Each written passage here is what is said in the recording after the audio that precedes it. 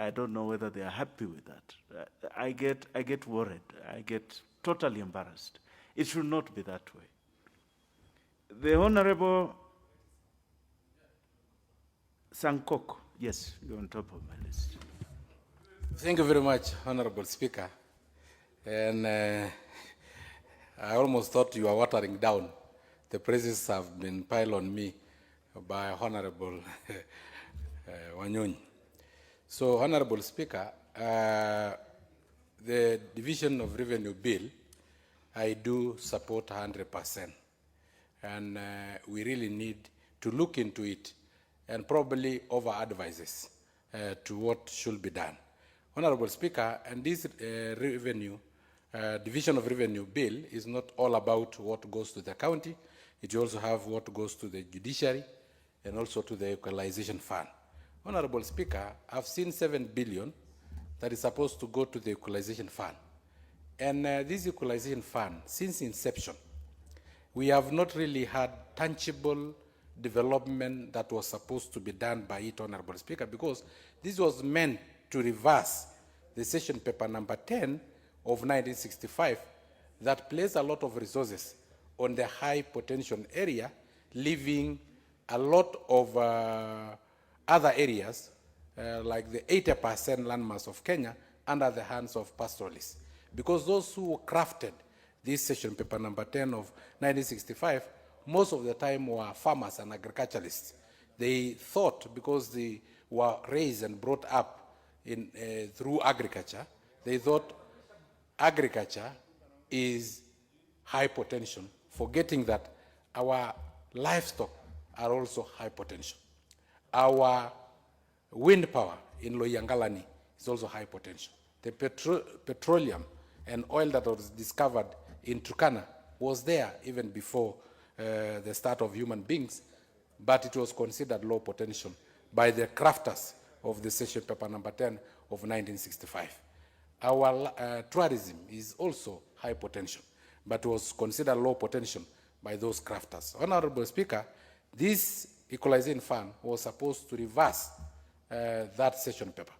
But because we are doing mega projects like water plants, using such a resource that was supposed, such a fund that was supposed to reverse a whole session paper, number 10 of 1965, instead of probably doing one mega project that will change the fortune of this 80% landmass of Kenya, because it is placing a lot of strain on the remaining 20% that is supposed now to feed the whole of the 100% landmass of Kenya.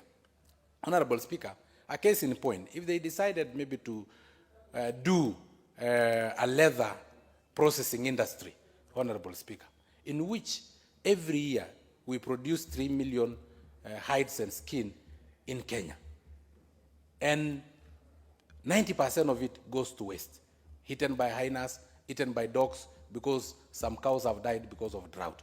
Yet we import 25 million pairs of shoes into this country, Honorable Speaker. It's a shame. Yet one hide can produce 60 pairs of shoes, translating to 180 million pairs of shoes that we will produce to feed the local market and even export to the rest of Africa and to the rest of the world, changing the fortunes of that area, Honorable Speaker. Honorable Speaker, we have the 26% that goes to the counties, Honorable Speaker. But you have to ask yourself, when it was local authorities, they were paying for their salaries, they had enough for the current budget. But now, they depend on this 26%. Almost 80% of the 26% will go to recurrent budget. So where were they paying salary from? And what happened? What have changed, Honorable Speaker? Is it because we have devolved corruption? It is more stealing now. We have more mouth to feed, Honorable Speaker, in terms of corruption. They should actually try to invent ways of making money and generating money. You can think of a county like Isiolo, which is an arid region, but it is just next to Mount Kilimanjaro.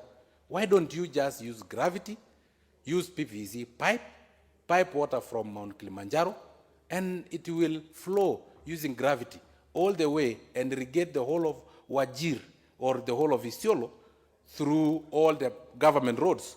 These pipes will distribute water, and those residents will be great farmers more than those in Mount Kenya East and West, Honorable Speaker.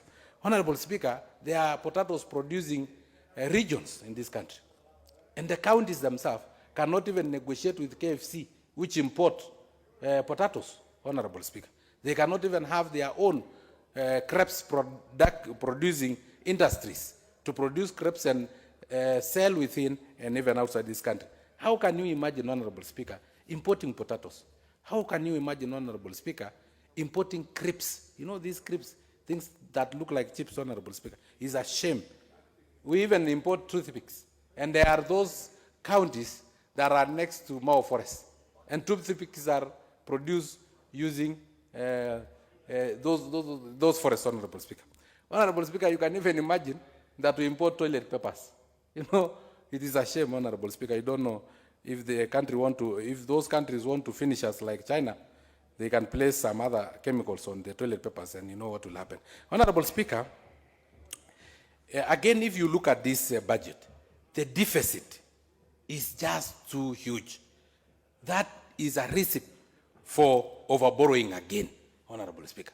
And Honorable Speaker, I was listening to Honorable Kimunya, and I thought he did accounting or something like that, but I'm worried that he may not understand what he was saying. Because he compared Kenya with Japan.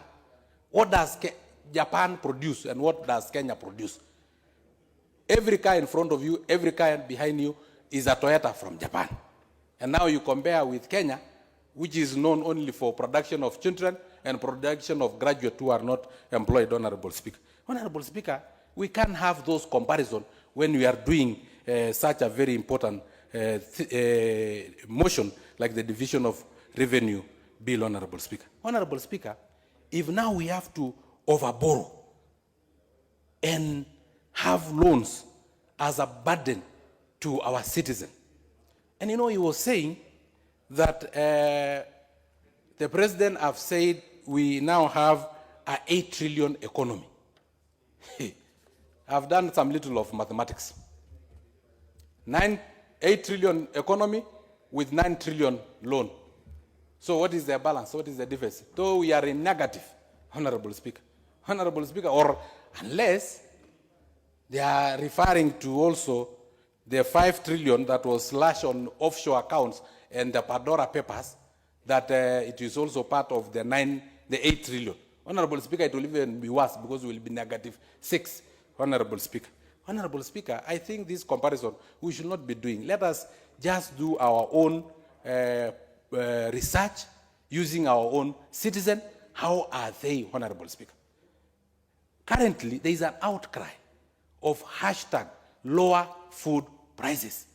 Kenyans can't have the basic of the basic needs, because I think the basic of the basic needs is food. If they cannot eat, if they cannot put food on their table, and we are saying we have expressway, we have 10,000 kilometers of road, we have standard gauge railway, people are sleeping angry simply because those in power are dynasties whom when you tell them that I have slept hungry, they'll call a doctor thinking that you'll have lack of appetite due to malaria or typhoid. Honorable Speaker, there are people who sleep angry because they have tried all what they can and they cannot find something to eat and to get food. Honorable Speaker, yesterday was the saddest day in this house. I had an adjournment motion in line with article, our standing order 33.1, so that we can lower food prices. Since we are in the budget making process, we can easily set aside some funds to cushion poor Kenyans so that they can at least feed. We have also the finance bill and the finance committee led by Gladys Wanga. We can plead with them so that we can waive taxes on food so that Kenyans can feed, Honorable Speaker. But that adjournment motion, I heard from my own ears, Honorable Kimunya, the leader of majority, saying hii ni ya kuchapa serikali. As if in Kipipiri, is it Kipipiri, the residents buy food at lower prices, Honorable Speaker. As if Kipipiri the voters are very rich and they can afford the food that Kenyans are crying that lower food prices, Honorable Speaker. I was very ashamed, Honorable Speaker. So, Honorable Speaker, with those very many remarks, I support, because it's a process that we have to do as a House.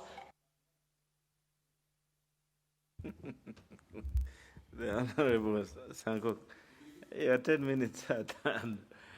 But this is the country that we have, and we have to deal with the little resources we have. It is difficult. It's a tough balancing act for those who wield the knife, and the cake is so small sometimes. But we'll now have the Honorable Limo